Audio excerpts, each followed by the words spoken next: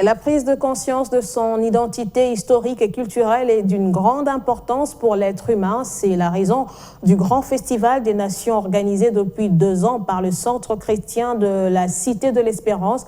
Pour sa 2e édition, l'heure était au rendez-vous de renforcer les connaissances de participants sur leur communauté d'origine, groupe ethnique et province, tout en bannissant toute forme de tribalisme en eux. Les provinces de la République démocratique du Congo, les ressources, les personnalités originaires des différents coins qui ont marqué le pays mis en exergue au Grand Festival des Nations organisé par le Centre chrétien La Cité de l'Espérance. La date du 30 juin, une occasion propice pour les organisateurs de rappeler aux Congolais que la République démocratique du Congo a besoin des femmes et des hommes qui réfléchissent sur le développement de leur province. Les orateurs de la 2e édition de cette manifestation ont invité les communautés représentées dans le palais de gloire de l'Église des Nations à ne pas être des canaux de destruction du pays et de mettre de côté toute forme de tribalisme dans leur milieu.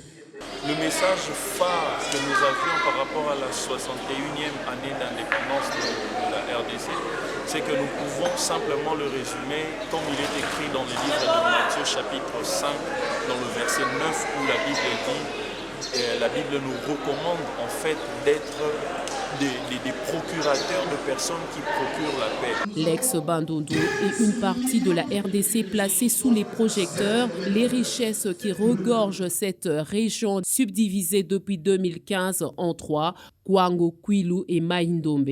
Nous avons tout simplement constaté que l'ex-province de Bandundu est très riche. La terre est très riche, nous avons du pétrole, nous avons du gaz, nous avons le nickel, beaucoup de choses, mais la population est pauvre.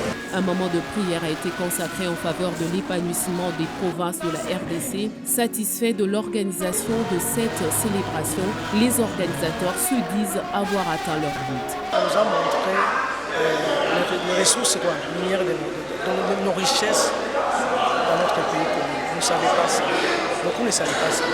Rappelons que la première édition du Grand Festival des Nations a eu lieu en 2019. Ces festivités auront lieu tous les ans. L'objectif poursuivi par son initiateur, le révérend Dr François Callot, est celui de réveiller chez le chrétien congolais la prise de conscience de son identité historique et culturelle. Aussi, le Christ, sauveur de l'humanité, a vu son nom rattaché au clan auquel il appartenait, les Nazaréens. 29 fois dans la Bible, il est écrit Jésus de Nazareth, à combien plus forte raison que chaque Congolais affirme ses origines ancestrales.